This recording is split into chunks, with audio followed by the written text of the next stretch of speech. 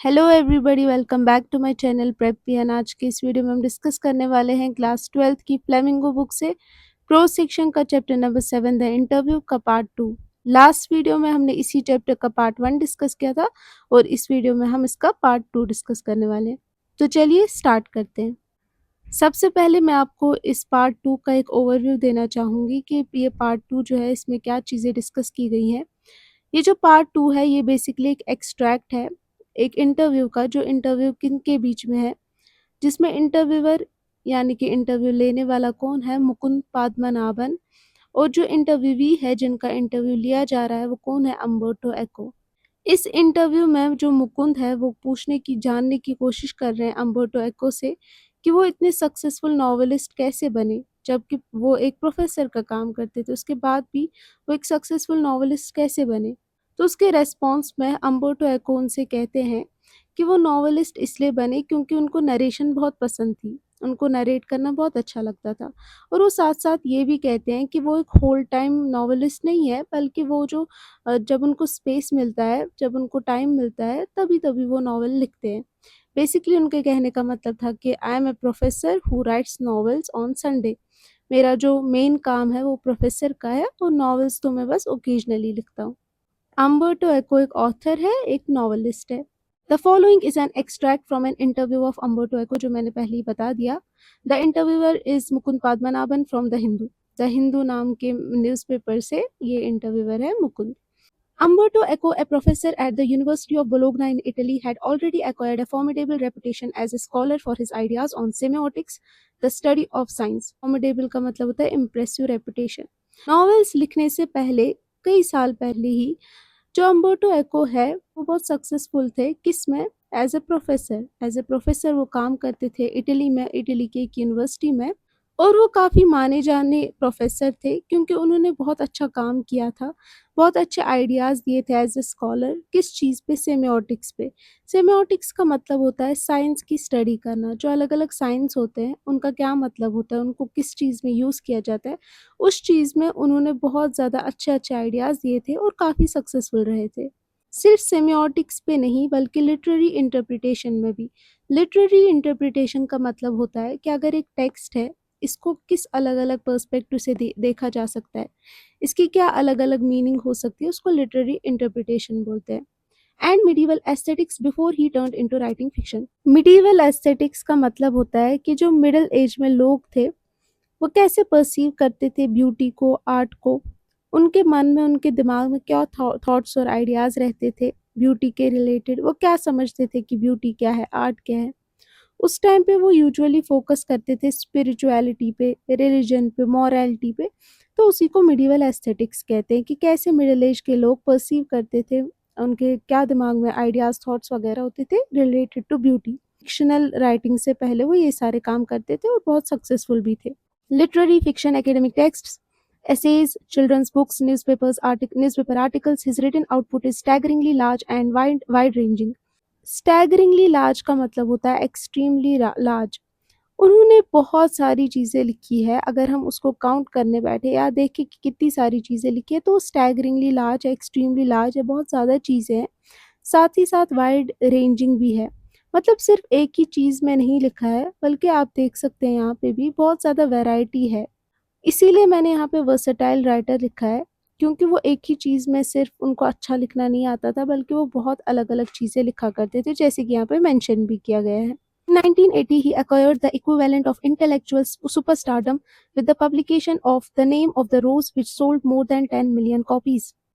Superstardom का मतलब होता है फेमस हो जाना, फेम मिलना, बहुत इन्फ्लुएंशियल बन जाना।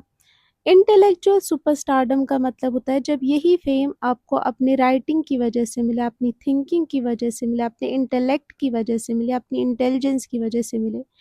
तो उनको यही इंटेलेक्चुअल सुपरस्टारडम मिला। किस वजह से? जब उन्होंने एक नॉवल लिखी जिसका नाम था द नेम ऑफ द रोज़, जो बहुत फेमस हुई और उसके 10 मिलियन से ज़्यादा कॉपीज़ बेची गई। अब यहाँ से इंटरव्यू स्टार्ट हो रहा है। मुकुंद कहते हैं, the English novelist and academic David Lodge once remarked, I can't understand how one man can do all things he Eco does. वो कहते हैं, वो कोट करते हैं डेविड लॉज को, जो कहते हैं कि मैं नहीं समझ सकता कि एक इंसान इतनी सारी चीज़ें कैसे कर सकता है जैसे अम्बर्टो इको करता है। उसके रेस्पॉन्स में, उसके जवाब में अम्बर्टो इको कहते हैं, maybe I give the impression of doing many things but in the end I am convinced I am always doing the same thing. वो इस चीज़ से एग्री नहीं करते हैं कि मैं बहुत सारी चीज़ें करता हूँ। वो कहते हैं कि हो सकता है कि मैं ऐसा इम्प्रेशन दे रहा हूँ, हो सकता है लोगों को ऐसा लग रहा है कि मैं बहुत सारी चीज़ें कर रहा हूँ, बट अगर आप मेरे थॉट से देखो, मेरे पर्सपेक्टिव से देखो, तो मुझे लगता है मैं सेम चीज़ ही बार-बार कर रहा हूँ। मैं सेम ही चीज़ कर रहा हूँ, मैं कुछ नया नहीं कर रहा। तो मुकुंद पूछते हैं, व्हिच इज़, कौन-सी ऐसी चीज़ है जो आपको लगता है वही सेम चीज़ आप कर रहे हो बार-बार? अम्बर्टो एको कहते हैं, now that is more difficult to explain. I have some philosophical interests and I pursue them through my academic work and my novels. Even my books for children are about non-violence and peace. You see, the same bunch of ethical philosophical interests. कहते हैं ये चीज़ difficult है explain करना या answer करना। वो कहते हैं कि सारी की सारी चीज़ें मेरी फ़िलॉसफ़िकल इंटरेस्ट पे ही रिवॉल्व करती है। मैं फ़िलॉसफ़ी में इंटरेस्टेड हूँ, वो चाहे as a professor, as a novelist हो, मैं इसी चीज़ को डिस्कस करने की कोशिश करता हूँ। फ़िलॉसफ़ी को ही परस्यू करने की कोशिश करता हूँ। इवन मेरी वो किताबें जो मैंने बच्चों के लिए लिखी है, उसमें भी मैंने नॉन वायलेंस और पीस का ही मेंशन किया है कि कैसे हमें वायलेंस से दूर रहना चाहिए, कैसे पीस मेंटेन करना चाहिए। तो आप देखोगे कि इनमें भी सेम वही चीज़ मैंने रिपीट करी है, वही सेम फ़िलॉसफ़िकल इंटरेस्ट्स रिपीट किए हैं। And then I have a secret, और फिर मेरा एक सीक्रेट भी है। Did you know what will happen if you eliminate the empty spaces from the universe? Eliminate the empty spaces in all the atoms, the universe will become as big as my fist. वो उनसे पूछते हैं कि क्या आपको पता है अगर हम सारे के सारे एम्प्टी स्पेसेस, खाली जगहें जो होती है, एम्प्टी स्पेसेस जो होती है, यूनिवर्स से हटा दें, सारे के सारे एटम से, जो हमें पता है उनमें भी स्पेस होती है, सारे के सारे एटम से एम्प्टी स्पेसेस हटा दें, तो क्या हो जाएगा? वो यूनिवर्स जो है वो मेरी मुट्ठी के जितना हो जाएगा। फिस्ट मतलब होता है क्लोज़, मतलब एक मुट्ठी के बराबर हो जाएगा। उनके कहने का क्या मतलब है? उनके कहने का मतलब है कि यूनिवर्स में बहुत सारे एम्प्टी स्पेसेस हैं। इसीलिए जब यूनिवर्स से एम्प्टी स्पेसेस हटा देते हैं, तो यूनिवर्स जो एक्चुअली इतनी बड़ी है, जब उनमें एम्प्टी स्पेसेस प्रेज़ेंट है यूनिवर्स में, तो वही हटा के, वही एम्प्टी स्पेसेस हटा के वो इतनी छोटी रह जाती है। बेसिकली बहुत ज़्यादा एम्प्टी स्पेसेस अवेलेबल है। सिमिलरली, इसी सेम तरीके से we have a lot of empty spaces in our lives.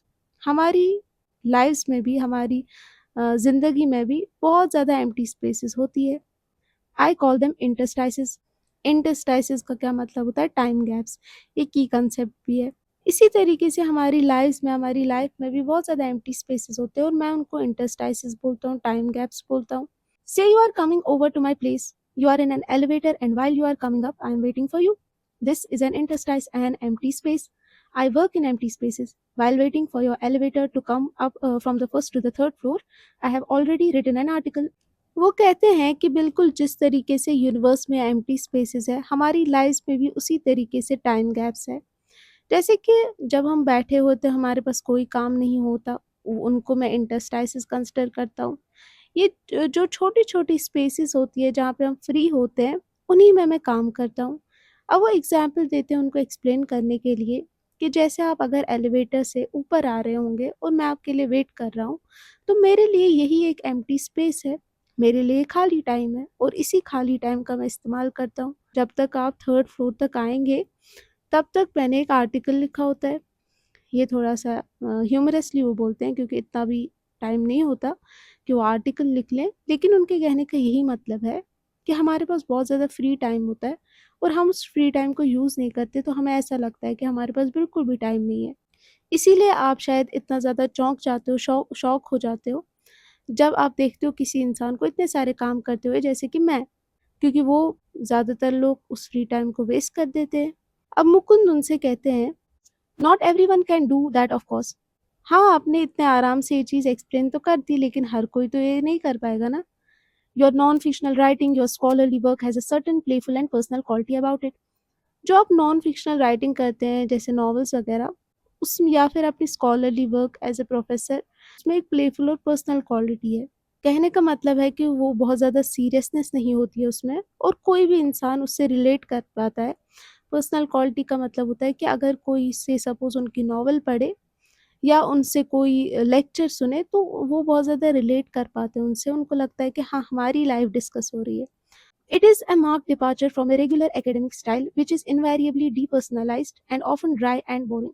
अगर हम देखें तो आपका यही चीज़ है जो बहुत हटके है, जो आप हटके करते हो अगर बाकी लोगों को हम देखें, जो जो सेम तरीके से नॉवेल्स लिखते हैं या स्कॉलरली वर्क करते हैं, उनका काम जो होता है, उनकी नॉवेल्स जो होती है, वो बहुत डीपर्सनलाइज़्ड लगती है, उनमें कोई भी रिलेट नहीं कर पाता है, कोई पर्सनल क्वालिटी नहीं होती है उनमें और बहुत ड्राई और बोरिंग लगती है। Have you consciously adopted an informal approach or is it something that just came naturally to you? उनसे पूछते हैं कि ये जो इन्फॉर्मल अप्रोच है, ऐसे लिखना, ऐसे अपनी नॉन फ़िक्शनल राइटिंग में लिखना, जैसे हम यूजुअली लाइफ़ में बातें करते हैं, वैसे लिखना, वैसे बात करना, ये चीज़ क्या आपने जानबूझ के की है? कॉन्शियसली अडॉप्टेड का मतलब होता है कि आपने जानबूझ के ये चीज़ किया या ये बस नेचुरली आप में आ गया, आपने इस बारे में नहीं सोचा और ऐसे ही जब आप लिखने लगे तो आपने इन्फॉर्मल अप्रोच ही रखा? अम्बर्टो एको क्या कहते हैं? When I presented my first doctoral dissertation in Italy, one of the professors said, doctoral dissertation क्या होता है? एक रिसर्च पेपर होता है, जो पीएचडी डिग्री के लिए सबमिट करना होता है। तो जब मैंने एक रिसर्च पेपर प्रेजेंट किया इटली में, तो मेरे प्रोफेसर ने क्या कहा, scholars learn a lot of a certain subject, then they make a lot of false hypotheses, then they correct them and at the end they put the conclusions. उन्होंने उनसे कहा कि यूजुअली जो स्कॉलर्स होते हैं वो क्या करते हैं, वो किसी एक सब्जेक्ट के बारे में बहुत स्टडी करते हैं, फिर उसके उस पे जो है फ़ाल्स हाइपोथेसिस बनाते हैं। हाइपोथेसिस मतलब होता है थ्योरीज़ जो बहुत ज़्यादा फैक्ट्स पे बेस्ड नहीं होता है और उसको कोई प्रूफ नहीं होता है वो सही है, गलत है। ऐसे ही फ़ाल्स हाइपोथेसिस बनाते हैं, फिर उनको सही करते हैं, उन पे रिसर्च करते हैं, उनको करेक्ट करते हैं और इन द एंड वो सिर्फ़ कंक्लूजन्स लिखते हैं अपनी बुक्स में। You on the contrary told the stories of your research. आप ऐसा नहीं करते हो, आप सिर्फ़ कंक्लूजन्स नहीं लिखते हो, आप स्टेप बाय स्टेप उस कंक्लूजन तक कैसे पहुँचे वो सब कुछ लिखते हो। Even including your trials and errors, उस स्टेप बाय स्टेप प्रोसेस में जो आपने ट्रायल्स फेस किए, एरर्स फेस किए, जो गलतियाँ आपसे हुई, मिस्टेक्स हुई, एरर्स हुई, आप वो भी मेंशन करते हो। At the same time he recognised I was right and went on to publish my dissertation as a book which meant he appreciated it. कहने का मतलब है कि आप बाकियों की तरह सिर्फ कंक्लूजन्स नहीं लिखते, आप अपने ट्रायल्स, मिस्टेक्स वगैरह जो जो कुछ आपने सीखा, जो कुछ आपने गलतियाँ की, सब कुछ मेंशन करते हो, जो कि बहुत अच्छी चीज़ है। और उनको समझ आ गया कि ये करना बहुत सही था, इसीलिए उन्होंने ये जो डिसर्टेशन है, उसको एज़ अ बुक पब्लिश किया, जिसका यही मतलब था कि उनको मेरा ये जो तरीका था, वो पसंद आया। At that point, at the age of 22, I understood scholarly books should be written the way I had done. उसी एज में 22 की एज में मैं समझ गया था कि जो स्कॉलरली बुक्स होती है, ये इसी तरीके से लिखनी चाहिए, एक स्टोरी लाइक फॉर्मेट में, एक नरेशन के फॉर्मेट में, by telling the story of the research. This is why my essays always have a narrative aspect. इसीलिए मेरे एसेज में हमेशा एक नैरेटिव एस्पेक्ट है, जैसे कि मैं नरेट कर रहा होता हूँ, एक स्टोरी सुना रहा होता हूँ। And that is why probably I started writing narratives novels so late at the age of 50 more or less. अब इस लाइन को समझने की ज़रूरत है कि उन्होंने कैसे इन 2 चीज़ों को रिलेट किया है, कि क्यों ये रीज़न है कि उन्होंने नॉवल राइटिंग को बहुत ज़्यादा लेट स्टार्ट किया, 50 की एज में स्टार्ट किया। रीज़न यही है कि जो वो ऑलरेडी एकेडमिक बुक्स लिखा करते थे या फिर एसेज लिखा करते थे, उनमें जो ये नरेशन का काम है वो वैसे भी कर रहे थे। तो उनका ये फ़िक्शन लिखने का सपना जो है वो ऑलरेडी पूरा हो रहा था, उनका ये नैरेटिव स्टाइल जो है वो ऑलरेडी पूरा हो रहा था उनके एसेज़ और बाकी एकेडमिक बुक्स से। इसीलिए उनको ये डिज़ायर फ़ील नहीं हुआ, नीड फ़ील नहीं हुआ कि वो नॉवेल्स लिखें, क्योंकि नॉवेल्स में भी वो सेम चीज़ करने वाले थे, नरेट ही करने वाले थे और वो नरेशन तो वो ऑलरेडी अपने एसेज़ और एकेडमिक बुक्स के थ्रू कर ही रहे थे। इसीलिए उन्होंने बहुत जल्दी स्टार्ट नहीं किया नॉवेल्स लिखना, बहुत लेट किया है, अबाउट 50 की एज में। I remember that my dear friend Roland Barthes was always frustrated that he was an essayist and not a novelist. वो कहते हैं कि अगर मैं अपने फ्रेंड की बात करूँ, वो बहुत फ्रस्ट्रेटेड रहता था क्योंकि वो एक एसेइस्ट था और नॉवेलिस्ट नहीं था। लेकिन वो क्या करते थे, जो अम्बर्टो एको है, वो अपने एसेज में भी नॉवेल्स की तरह ही जो नरेशन है वो किया करते थे। He wanted to do creative writing one day or another but he died before he could do so. वो भी चाहता था नॉवेल्स लिखना, क्रिएटिव राइटिंग करना वगैरह, बट उससे पहले ही उनकी मौत हो जाती है। I never felt this kind of frustration. लेकिन मैं कभी इस तरीके से फ्रस्ट्रेट नहीं हुआ। सेम रीज़न कि वो पहले से ही अपना नरेशन का सपना, अपना स्टोरी टेलिंग का सपना अपने एसेज़ से ही पूरा कर रहे थे, अपनी एकेडमिक बुक से ही पूरा कर रहे थे। उनकी नज़र में एसेइस्ट और नॉवेलिस्ट होना 2 अलग-अलग चीज़ें नहीं थी, अनलाइक उनके फ्रेंड रोलैंड बार्थ्स, जो इन 2 चीज़ों को अलग समझते थे।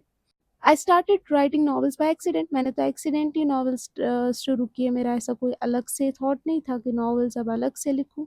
आई had nothing to do one day and so I started. एक दिन मैं ऐसे ही खाली बैठा था, मेरे पास फ्री टाइम था, तो मैंने नॉवेल लिखना शुरू कर दिया। Novels probably satisfied my taste for narration, और बाकी चीज़ों की तरह नॉवेल्स ने भी मेरा ये जो डिज़ायर था नरेशन का, वो सैटिस्फाई कर दिया, वो पूरा कर दिया। अब मुकुंद क्या पूछते हैं, नेक्स्ट क्वेश्चन क्या है उनका? Talking about novels, from being a very famous academic, you went on to becoming spectacularly famous after the publication of The Name of the Rose. वो उनसे बोलते हैं कि अब जो हम नॉवेल्स की बात कर ही रहे हैं, तो आप पहले भी आपकी अच्छी खासी रेपुटेशन थी एज ए प्रोफेसर, या फिर आप जो एकेडमिक बुक्स लिखते थे। लेकिन जो आपको एक्चुअल फेम दिया है वो आपकी novel the name of the rose ने दिया है, जिसकी 10 बिलियन से ज़्यादा कॉपी सेल की गई थी। You have written 5 novels against many more scholarly works of non-fiction, at least more than 20 of them. वो यहाँ पे कंपेयर कर रहे हैं कि उन्होंने अग एज़ अ नॉवेलिस्ट उन्होंने सिर्फ़ 5 नॉवेल्स लिखी है, लेकिन नॉन फ़िक्शन में उन्होंने 40 scholarly works of non fiction लिखी हुई है, प्रेज़ेंट की हुई है in the form of academic books, essays वगैरह। तो सॉरी 20, यहाँ पे तो 20 बोल रहे हैं, लेकिन आगे जाके 40 वो करेक्ट करते हैं। अम्बर्टो एको कहते हैं नहीं, 20 नहीं 40। मैंने 40 वर्क्स लिखे हैं, मैंने 40 से ज़्यादा सीरियस एकेडमिक बुक्स और एसेज लिखे हैं। मुकुंद शॉक हो जाते हो, कहते हैं over 40, among them a seminal piece of work on semiotics. क्या ये सच है? आपने 40 से ज़्यादा ऐसी किताबें लिखी हुई है? और उसमें से तो एक बहुत ज़्यादा इम्पोर्टेंट पीस ऑफ वर्क भी था ना, वेरी इंपॉर्टेंट, सेमिनल का मतलब होता है वेरी इंपॉर्टेंट, जो सेमियोटिक्स में लिखी हुई थी। But ask most people about Umberto Eco and they will say, oh, he's a novelist. Does that bother you?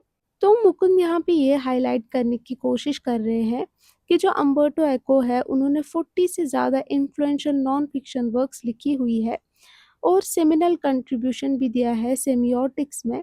लेकिन ये सब कुछ करने के बाद भी वो, अगर उनको जो मेन फेम मिला है वो एज अ नॉवेलिस्ट मिला है, तो वो उनसे पूछते हैं कि क्या आपको ये थोड़ा सा बॉदर करता है, पब्लिक परसेप्शन जो है कि पब्लिक ज़्यादा नॉवेल्स को लाइक करती है आपके बाकी स्कॉलरली वर्क से ज़्यादा, क्या ये आपको थोड़ा बॉदर करता है? क्या आप इस चीज़ की वजह से कुछ थोड़ा अनकंफर्टेबल फील करते हैं? तो अम्बर्टो एको कहते हैं, यस, हाँ, ये बात बिल्कुल सच है। Because I consider my self A university professor who rights novels on Sunday. हाँ, मुझे ये थोड़ा बॉदर करता है क्योंकि मैंने कभी भी अपने आप को एज़ अ कंप्लीट नॉवेलिस्ट नहीं माना है। मैंने जैसे पहले भी मेंशन किया गया था, मैं अपने आप को प्रोफ़ेसर समझता हूँ। मैं समझता हूँ कि मेरा जो रोल है, वो एकेडमिक्स में ही मेन रोल है। और नॉवेल्स तो मैं संडेज़ पे लिखता हूँ। बेसिकली कहने का मतलब है कि ओकेजनली लिखता हूँ, जब मेरा मन होता है तब लिखता हूँ। यहाँ पे आप देख सकते हैं कि अम्बर्टो एको जो है वो डुअल रोल परफ़ॉर्म करते थे। प्रोफ़ेसर का भी काम करते थे और नॉवेलिस्ट का भी। It's not a joke. I participate in academic conferences and not meetings of pen clubs and writers. ये कोई मज़ाक नहीं है कि लोग ऐसा क्यों समझते हैं, मुझे समझ नहीं आता। क्योंकि मैं कभी भी नॉवेलिस्ट में जो पेन क्लब्स या राइटर्स के साथ मीटिंग होती है, कॉन्फ्रेंसेस होती है, उनमें कभी हिस्सा नहीं लेता हूँ। मैं तो एकेडमिक कॉन्फ्रेंसेस में हिस्सा लेता हूँ। आई identify my self with the academic community. मैं हमेशा अपने आप को एज़ अ प्रोफ़ेसर देखता हूँ। अपने आप को हाँ, कभी भी एज़ अ नॉवेलिस्ट देखता ही नहीं हूँ। तो पता नहीं, मुझे समझ नहीं आता लोग ऐसा परसेप्शन क्यों रखते हैं। But okay, if most people have read only the novels, loss and shrugs. लेकिन ठीक है, अगर ज़्यादातर लोगों ने सिर्फ मेरी नॉवेल्स ही पढ़ी है, इस बात पे वो थोड़ा हँसते हैं। और श्रग का मतलब होता है जब हम शोल्डर्स को रेज़ करते हैं ना, फिर वापस नीचे डाल देते हैं उनको, उसको श्रग कहते हैं। I know that by writing novels I reach a larger audience. लेकिन ठीक है, अगर उनने ऐसा, वो ज़्यादातर नॉवेल्स ही पढ़ते हैं, जिस पे श्रग वो इसलिए करते हैं क्योंकि थोड़ा तो डिसअपॉइंटेड फ़ील करते ही होंगे। मैं ये समझता हूँ कि नॉवेल्स जो है वो ज़्यादा ऑडियंस तक पहुँचती है, ज़्यादा लोग प्रेफ़र करते हैं नॉवेल्स पढ़ना। I can not expect to have 1 million readers with stuff on semiotics. हाँ, मैं थोड़ा डिसअपॉइंटेड तो फ़ील करता हूँ, लेकिन मैं ये समझता हूँ कि मोस्टली लोग प्रेफ़र करते हैं नॉवेल्स पढ़ना। अब मैं ये तो नहीं एक्सपेक्ट कर सकता ना कि सेमियोटिक्स पे, साइंस की स्टडी पे जो मैंने रिसर्च की है, उसको पढ़ने के लिए 1 मिलियन रीडर्स आ जाए। क्योंकि मोस्टली लोग सीरियस स्टफ में इंटरेस्टेड नहीं है, जैसे semiotics. Mukund, which brings me to my next question, और इसी से मुझे अपना दूसरा क्वेश्चन याद आ रहा है। The name of the rose is a very serious novel. The name of the rose बहुत सीरियस नॉवल है। It is a detective yarn at one level, but it also delves into metaphysics, theology, and medieval history. It is a detective yarn, एक detective story की तरह लगती है। At one level, surface level पे देखें तो ये बस एक डिटेक्टिव स्टोरी की तरह लगती है, बट अगर हम इसमें इन डेप्थ जाएं, it also digs into metaphysics। delves into का मतलब होता है dig into। मेटाफिजिक्स का क्या मतलब होता है, जो फिलॉसफी होती है रियलिटी के रिलेटेड, एग्जिस्टेंस, ट्रुथ वगैरह, उसको मेटाफिजिक्स कहते हैं। थियोलॉजी मतलब होता है study of religion and believes. And medieval history तो आपको पता ही है, जो मिडिल एज में लोग हैं उनके बारे में, उनके टाइम के बारे में स्टडी करना। तो सरफेस लेवल पे तो ये एक डिटेक्टिव स्टोरी की तरह लगती है, लेकिन इसमें बहुत ज़्यादा इन डेप्थ जाएँ तो फिर बहुत सीरियस टॉपिक्स को भी डिस्कस किया गया है, जैसे मेटाफिजिक्स, थियोलॉजी या मिडिवल हिस्ट्री। तो आप तो ये बात सही कह रहे हो कि लोग सीरियस चीज़ों को पढ़ना ज़्यादा प्रेफर नहीं करते होंगे, इसलिए शायद नॉवेल्स में इतना इंटरेस्टेड है, सेमियोटिक्स पे रिसर्च में इतने इंटरेस्टेड नहीं है। लेकिन आपकी जो ये नॉवल है द नेम ऑफ द रोज़, ये भी तो सीरियस है, इसमें भी तो सीरियस टॉपिक्स को डिस्कस किया गया है। Yet it enjoyed a huge mass audience, लेकिन फिर भी 1 मिलियन से ज़्यादा कॉपीज़ इसकी सेल की गई। Were you puzzled at all by this? क्या आप इस चीज़ से कन्फ्यूज़ हो गए कि ऐसा कैसे हो गया? Umberto Eco, no, journalists are puzzled. नहीं, मैं तो इसकी वजह से शॉक नहीं होता। हाँ, लेकिन आपकी तरह जर्नलिस्ट पज़ल हो जाते हैं, शॉक हो जाते हैं। एंड समटाइम्स पब्लिशर्स, और कभी-कभी पब्लिशर्स भी, जिनके यहाँ पे मैंने बुक पब्लिश करने के लिए दी होती है, वो भी शॉक हो जाते हैं इसकी सक्सेस देखकर। And this is because journalists and publishers believe that people like trash and don't like difficult reading experiences. और रीज़न ये है कि आप ऐसा क्यों शॉक हो जाते हो, जर्नलिस्ट और पब्लिशर्स क्यों शॉक हो जाते हैं, क्योंकि उनको ऐसा लगता है कि लोग सीरियस चीज़ों को पढ़ना बिल्कुल भी एंजॉय नहीं करते हैं। उनको तो ऐसी फ़ुज़ूल की चीज़ें पढ़ने में मज़ा आता है, उनको डिफ़िकल्ट चीज़ें पढ़ने में मज़ा नहीं आता। Consider there are 6 billion people on this planet. अब वो यही एक्सप्लेन करते हैं इस पैराग्राफ में कि कैसे उनकी जो बुक है, वो इतनी सीरियस होने के बाद भी इतनी फ़ेमस हुई। कंसिडर करो, मान लो कि यहाँ पे दुनिया में 6 बिलियन लोग रहते हैं। The name of the Rose sold between 10 to 15 million copies. और जो मेरी नॉवल है, एटलीस्ट 10 से 15 मिलियन लोगों ने उसको पढ़ा, खरीदा।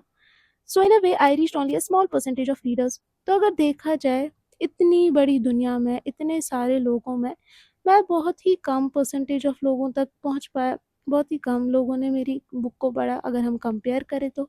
But it is exactly these kind of readers who don't want easy experiences. लेकिन यही तो लोग हैं ना, यही कम लोग हैं ना, जो ईजी एक्सपीरियंसेस नहीं चाहते हैं, जो डिफ़िकल्ट रीडिंग को एन्जॉय करते हैं, और at least don't want this. हाँ, अगर चलो डिफ़िकल्ट रीडिंग पसंद भी नहीं करते, तो एट लीस्ट ईज़ी रीडिंग भी पसंद नहीं आती। I myself at 9 PM after dinner watch television and want to see either Miami vice or emergency room. मैं तो खुद देखो 9 बजे के बाद मैं खुद टीवी शोज़ देखने में इंटरेस्टेड होता हूँ, एन्जॉय करना चाहता हूँ। आई एन्जॉय इट, मैं इसको एन्जॉय करता हूँ, एंड आई नीड इट, और मुझे चाहिए भी, ये ब्रेक चाहिए होती है, बट नॉट ऑल डे। कहने का मतलब यही है कि देखो, अगर मैं खुद की बात भी करूँ, तो मैं भी हमेशा काम ही नहीं करता रहता, मैं भी तो ब्रेक लेता हूँ। उसी तरीके से सारे लोग भी जो है, वो भी कभी-कभी मेबी वो ईज़ी रीडिंग प्रेफ़र करते होंगे, जिसमें सीरियस चीज़ें डिस्कस की ना की गई हो, उन बुक्स को पढ़ना प्रेफ़र करते होंगे। लेकिन हमेशा तो ऐसी चीज़ें पढ़ने में इंटरेस्टेड नहीं होंगे ना, कभी न कभी उनको डिफ़िकल्ट रीडिंग एक्सपीरियंस भी चाहिए होगा ना। Mukund, could the huge success of the novel have anything to do with the fact that it dealt with the period of medieval history? उनसे पूछते हैं कि क्या आपको लगता है कि इसकी ह्यूज सक्सेस के पीछे एक रीज़न ये भी हो सकता है कि इसमें मिडिवल हिस्ट्री को मेंशन किया गया है, मिडिवल हिस्ट्री को डिस्कस किया गया है। अब क्यों ये रिलेटेड हो सकता है, क्यों सक्सेस इससे रिलेटेड हो सकती है? क्योंकि लोग प्रेफ़र करते हैं जब मॉडर्न लाइफ़ से हट के कुछ हो, कोई और टाइम डिस्कस किया गया हो, जैसे कि मिडिवल हिस्ट्री यहाँ पे डिस्कस की गई है, तो उनको अच्छा लगता है, उनको फ़ैसिनेट करती है, उनको अट्रैक्ट करता है, क्योंकि उनको लगता है कि एक हिडन नॉलेज सी उनके पास आ गई है कि लोग कैसे उस टाइम पे रहते थे, किस रिलीजन को फ़ॉलो करते थे। तो उनको ऐसा लगता है कि हम किसी सीक्रेट वर्ल्ड में आ गए हैं, इसीलिए वो एन्जॉय करते हैं उसको। अम्बर्टो एको, दैट्स पॉसिबल, कहते हैं कि हाँ, ये एक रीज़न हो सकता है। But let me tell you another story, because I often tell stories like a Chinese wise man. फिर से ह्यूमरसली वो कहते हैं कि लेकिन मैं तुम्हें एक स्टोरी सुनाऊँगा, क्योंकि मैं बिल्कुल एक चाइनीज़ वाइज़ मैन की तरह, एक चाइनीज़ इंटेलिजेंट मैन की तरह जो स्टोरी सुनाता रहता है, उसी की तरह स्टोरी सुनाता रहता हूँ। My American publisher said while she loved my book, she didn't expect to sell more than 3,000 copies in a country where nobody had seen a cathedral or studies Latin. अब जब आप इसकी बात कर ही रहे हो मिडीवल हिस्ट्री की, तो मैं आपको बता दूँ कि जब मैंने अपने पब्लिशर को अपनी बुक दी, तो उसने मुझसे कहा कि मुझे नहीं लगता 3,000 से ज़्यादा कॉपीज़ इसकी बेच सकते हैं हम। रीज़न ये है, इस बुक में तो मिडीवल फिलॉसफी डिस्कस की गई है, मिडीवल हिस्ट्री डिस्कस की गई है, बहुत सारे रिलीजियस रेफरेंसेस होंगे, लेकिन वो तो इवन चर्च में भी नहीं जाते, तो इन रिलीजियस रेफरेंसेस को कैसे समझेंगे, कैसे समझ आएगा उनको? ना ही उनको लैटिन पढ़ना आता है। So I was given an advance for 3,000 copies, तो इसीलिए उनको पैसे भी ये 3,000 कॉपीज़ के ही मिले थे। But in the and it sold 2 और 3 मिलियन इन द यूएस। लेकिन इन द एंड हम देखें तो इसी बुक के उसी कंट्री में जिसकी वो बात कर रही थी, 2 से 3 मिलियन किताबें इसकी बेच दी हमने। अब यहाँ पे एक चीज़ आपको समझने की ज़रूरत है कि अगर ये लिमिटेशंस थी कि उनको रिलिजन से वो डिटैच हो गए थे, रिलिजन का नहीं पता था, लैटिन नहीं आती थी, फिर भी रीडर्स ने वो पढ़ना प्रेफ़र क्यों किया? क्योंकि हमेशा रीडर्स ऐसे नहीं होते हैं कि वो सोचते हैं कि जो चीज़ के बारे में हमें ऑलरेडी पता है, उस चीज़ को पढ़ें। बल्कि कभी-कभी वो चाहते हैं कि वो वैसी चीज़ें भी पढ़ें जिन चीज़ों के बारे में उनको कुछ भी नहीं पता।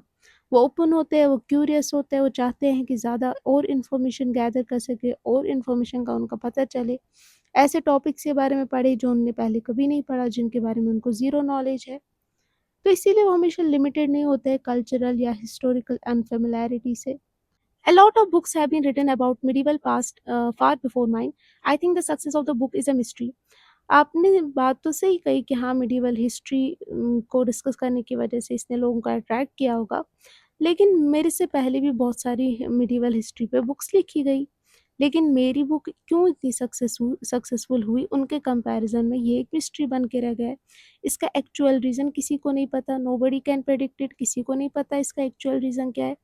अगर मुझसे पूछो, I think if I had written the name of the rose 10 years earlier or 10 years later, it wouldn't have been the same. Umberto Eco यही कह के कंक्लूड करते हैं कि किसी भी बुक का सक्सेसफुल होना या ना सक्सेसफुल होना हम प्रेडिक्ट नहीं कर सकते। Similarly the name of the rose को भी के बारे में भी वो यही कहते हैं कि द नेम ऑफ द रोज़ का सही समय पर आना ही उसकी सक्सेस का सबसे बड़ा रीज़न था। तो ये था इस चैप्टर का पार्ट 2। आई होप आपको एक्सप्लेनेशन पसंद आई होगी, सारी चीज़ें अच्छे से समझ आ गई होंगी।